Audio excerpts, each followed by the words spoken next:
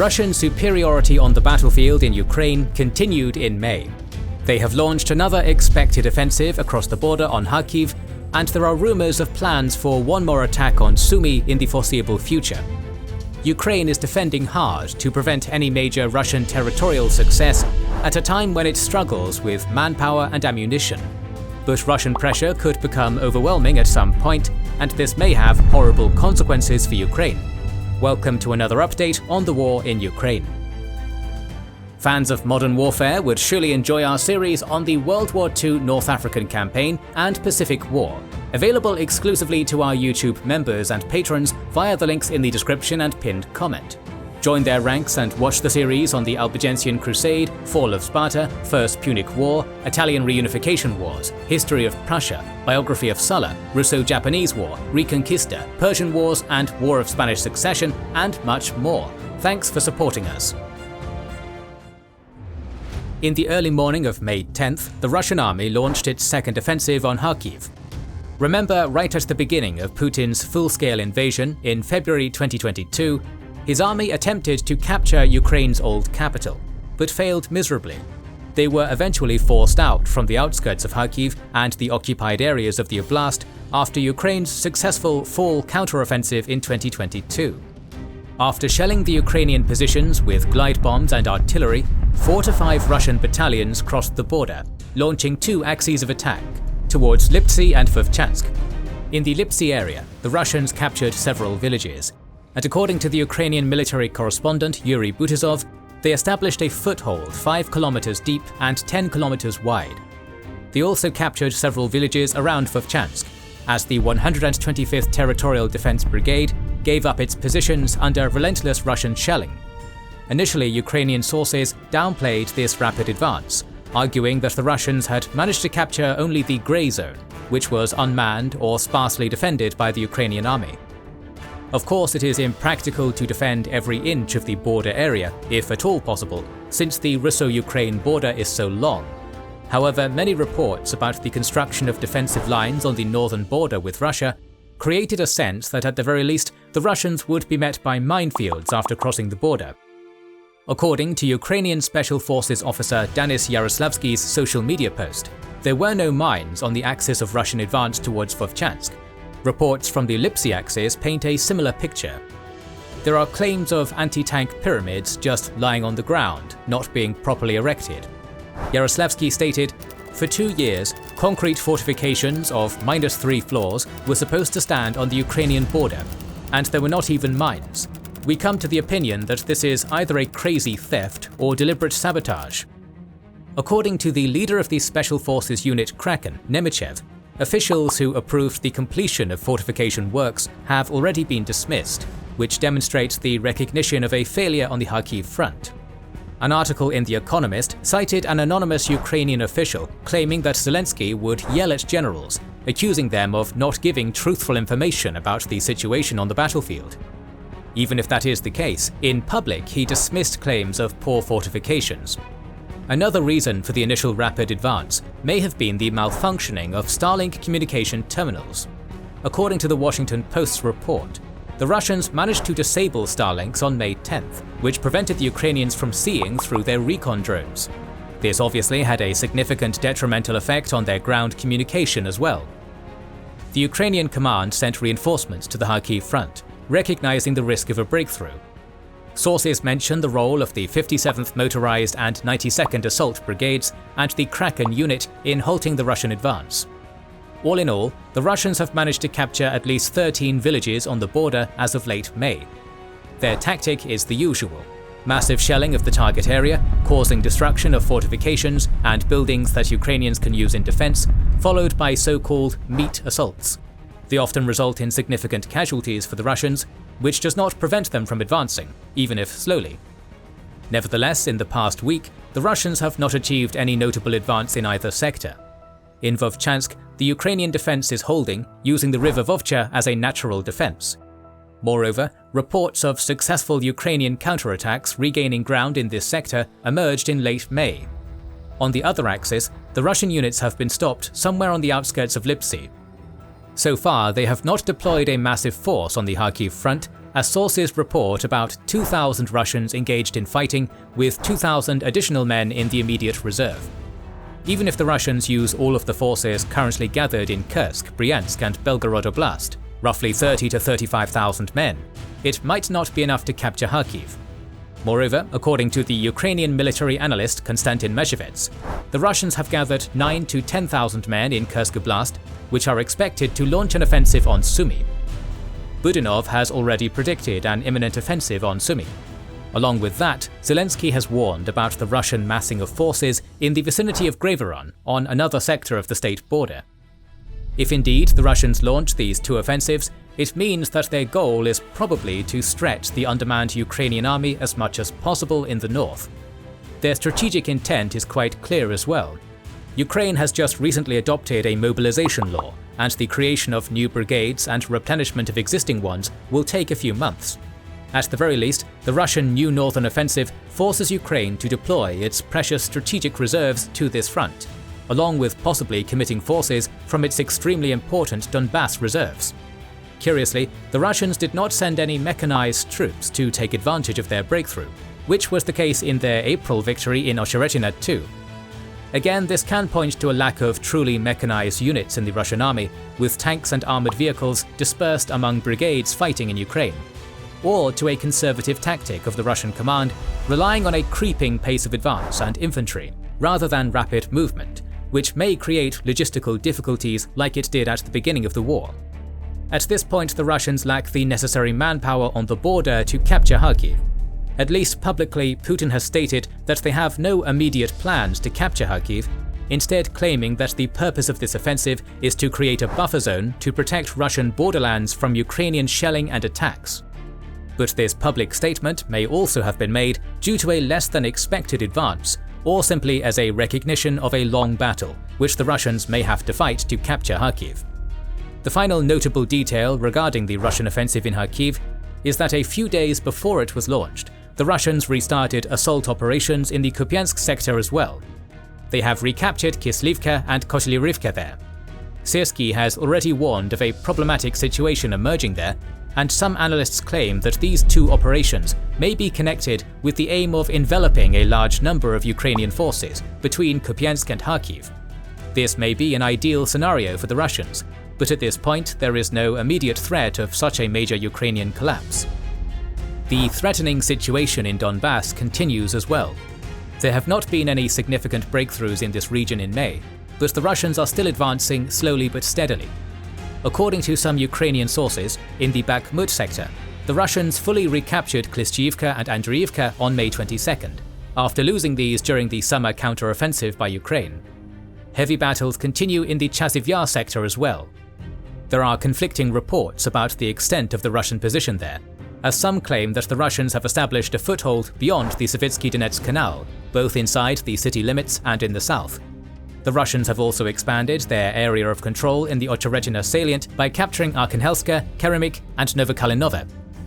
They have also made further progress to the south by capturing Netailova on the MO4 highway, with Pokrovsk as the ultimate goal, along with gaining ground around Krasnohorivka.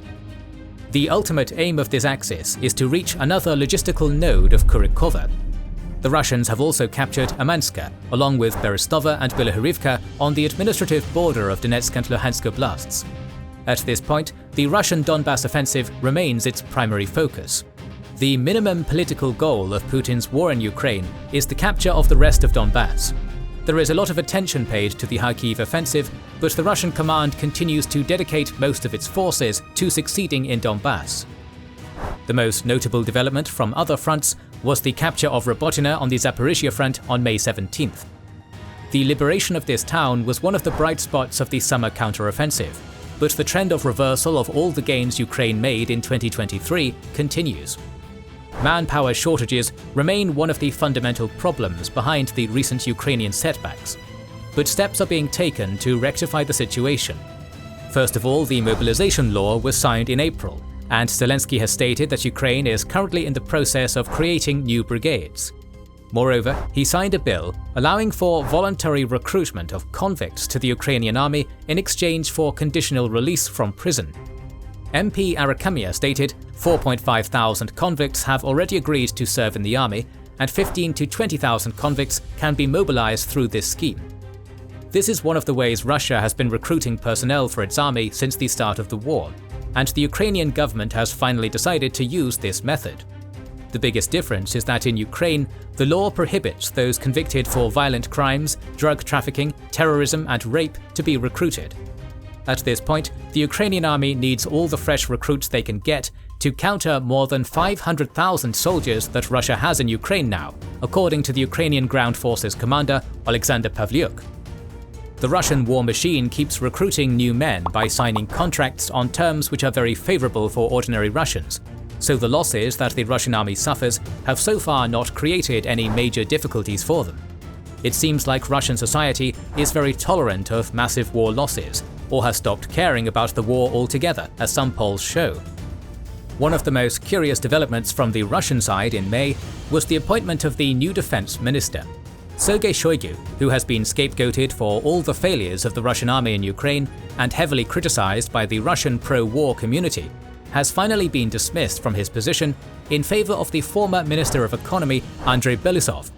Shoigu's media image was that of a military commander in the war in Ukraine, but Belosov's profile as an economic manager signals Putin's intention to further focus on increased domestic military production as the means to win in what exceedingly looks like a war of attrition against Ukraine and Western military production, which is still way behind Russian levels of production. Shoigu was appointed the Security Council Secretary, while one of the most powerful men in the Putin regime, Nikolai Patrushev, became Putin's advisor. Many Russian military bloggers expect anti-corruption steps to be taken in procurement and production in the military-industrial sector, but the level of corruption in Russia is so deep that this looks unlikely at this point. But even with all that corruption, Russia maintains or even increases its level of production at an impressive level.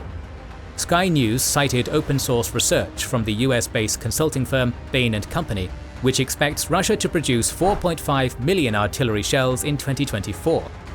This is higher than the earlier anticipated number of 3 million shells.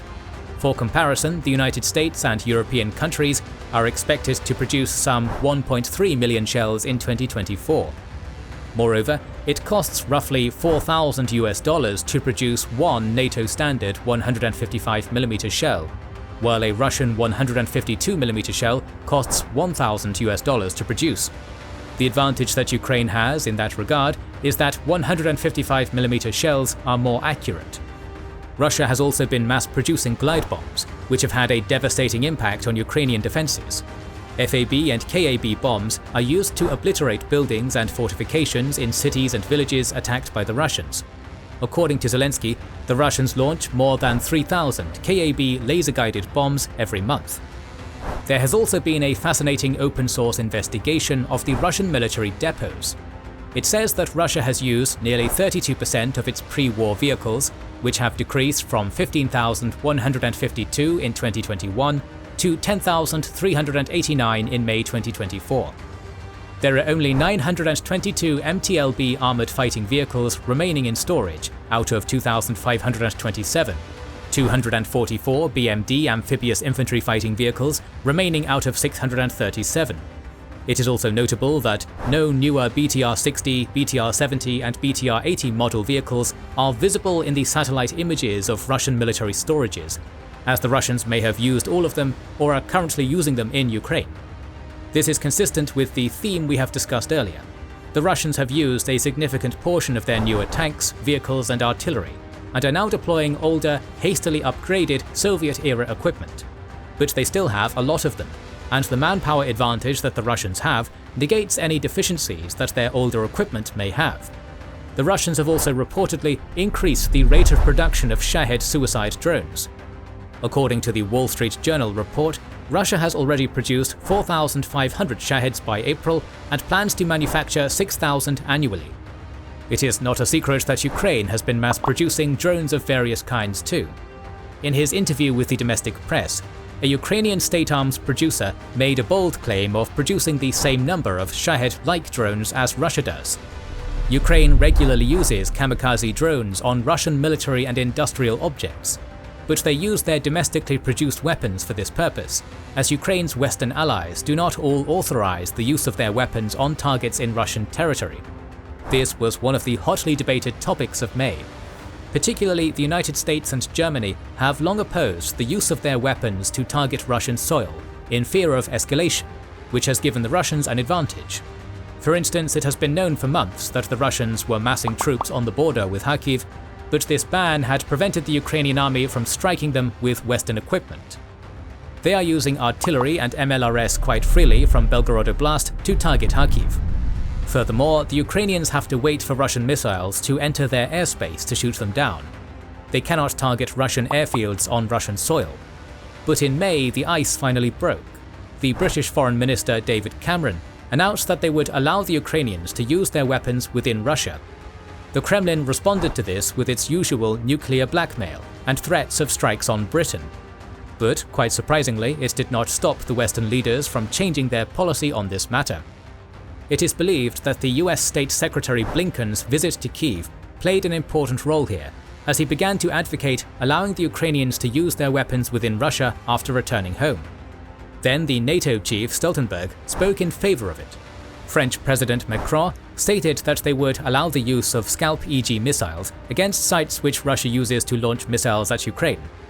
The latest news on this matter was the Politico report, which claimed that Biden has secretly given permission to strike Russian territory, but only in the Kharkiv region.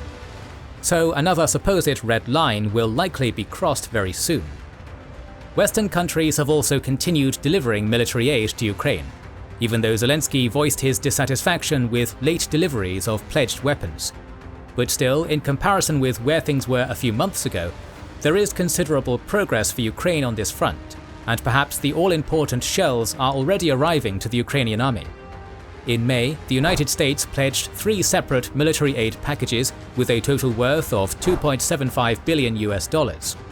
They include Patriot missiles, Javelins, Stingers, Bradley vehicles, shells, HIMARS munitions, TOW missiles, and other vital equipment. $2 billion was allocated for the creation of the Defense Enterprise Fund for Ukraine, which envisages procurement of foreign weapons for Kyiv and investment in Ukraine's military industry. Spain, Portugal, and Belgium followed other NATO states in signing a 10-year-long security pact with Ukraine. Spain pledged €1.1 billion worth of aid for that period, which included 19 Leopard 2A4 tanks, artillery, and Patriot missiles. On May 28th, Portugal pledged €126 million, while Belgium promised to send almost €1 billion worth of weapons to Ukraine just in 2024. According to Zelensky, Belgium will send 30 F-16 jets to Ukraine by 2028, some of which will be received this year. 12 European countries have already signed similar security pacts with Ukraine. Germany continues to be the leading European military supporter of Ukraine. The Minister of Defense, Pistorius, has pledged to purchase 3 HIMARS systems from the US and give them to Ukraine. The German ambassador to Ukraine announced on May 13th that Ukraine was going to receive a new Iris-T air defense system from Germany, with several more of these systems to arrive by 2026. On May 24th, Germany and Denmark announced a joint military aid package which includes 10 Leopard tanks, 54 recon drones, 8,500 155mm shells, Marder vehicles, and other equipment. Along with that, Rheinmetall has promised to send hundreds of thousands of shell prototypes, some of which have a range of 100 kilometers. The timeline of this pledge has not been specified. Britain has pledged to provide £3 billion of military aid to Ukraine for as long as is necessary. On May 14th, the French Minister of the Armed Forces, Le Cornu, announced the delivery of Aster missiles for SAMP-T air defense systems. The Netherlands have stated that they will be sending a component of a Patriot battery. On May 28th, the Czech Prime Minister, Fiala, promised that Ukraine would receive tens of thousands of 155mm shells in June under the auspices of the Czech Shell Initiative. A day later, Sweden announced a very important pledge of 2 ASC-890 long-range radar detection aircraft, similar to the Russian A-50 aircraft. According to Swedish Defense Minister Pål Jonson, ASC-890 will provide Ukraine with a new capability against both airborne and maritime targets. Ukraine's capability to identify targets in a long-range manner will be strengthened.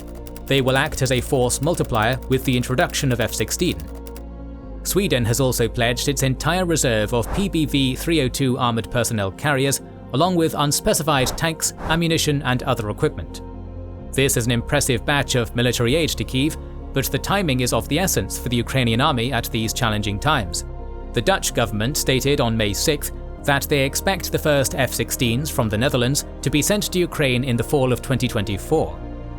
The pledges of F-16s had been made months ago, but Russia waited until May to make its most threatening response to the expected delivery of these fighter jets. The Russian Foreign Ministry stated that Russia is going to consider F-16s to be carriers of nuclear weapons, regardless of their modification. Indeed, the bar for Russian nuclear threats is getting lower and lower. The Russian Ministry of Defense announced on May 21st that they have launched tactical nuclear weapons exercises as a response to increased Western resolve to support Ukraine. Furthermore, it looks like Europeans really intend to support the Ukrainian army not just with weapons, but by deploying its troops in Ukraine in different roles as well. Despite all the Russian threats, the topic simply does not go away. Once again, on May 2nd, French President Macron voiced his consideration of sending the French ground forces if the Russians break through the front line, or if Paris receives an official request from Ukraine. For now, France and Ukraine have agreed on the arrival of French army instructors. Estonia is also reportedly considering sending its troops to the rear, which would allow at least some reserve units of the Ukrainian army in the rear to be deployed on the front lines. Russia has certainly responded to this in an unexpected manner. On May 21st, a Russian Ministry of Defense proposal was circulated on the internet. This document suggested the revision of maritime borders in the Gulf of Finland, the Baltic Sea, and the River Narva. This affects Finland, Estonia, and Lithuania, all NATO member states. Later, this proposal was removed from the official state portal, and Putin's spokesman, Peskov, downplayed the proposal, stating that Russia did not have and does not have any intentions of revising the state border line, economic zone, and continental shelf in the Baltic region, even though he later added that the political situation has changed significantly since the maritime borders were established. However, despite these statements on May 23rd, Russia actually removed the light buoys serving as the maritime border between Russia and Estonia in the River Narva. It is another of Russia's low-key attempts to challenge NATO and the balance of power in the Baltic Sea. The act seems harmless enough to not require a significant reaction from the affected countries, but the Kremlin is certainly testing their resolve and trying to understand the limits of these countries. As Russia's relations with its Western neighbors are suffering, Moscow is increasingly turning towards the east. On May 16th, Putin visited Beijing and met with Chinese leader Xi Jinping. The Russian delegation included the current and former defense ministers Belousov and Shoigu, as well as several officials and businessmen engaged in arms production. At this point, China does not hide its diplomatic support to Russia, but Beijing's support is already going beyond diplomacy. On May 1st, Blinken once again criticized China for giving Russia dual-use items used in military production. On May 22nd, the British Defence Minister Shapps went even further, claiming that lethal aid is now or will be flowing from China to Russia and into Ukraine. Biden's national security advisor, Jake Sullivan, refuted these allegations, stating that "we have not seen that to date," even though he reiterated concerns about Beijing's support for the Russian military industry. On the eve of his visit to China, Putin stated that Russia is ready to negotiate based on the current front lines, adding that the Russian troops would have to stay put. He then called the Istanbul talks at the beginning of the war a foundation for future negotiations.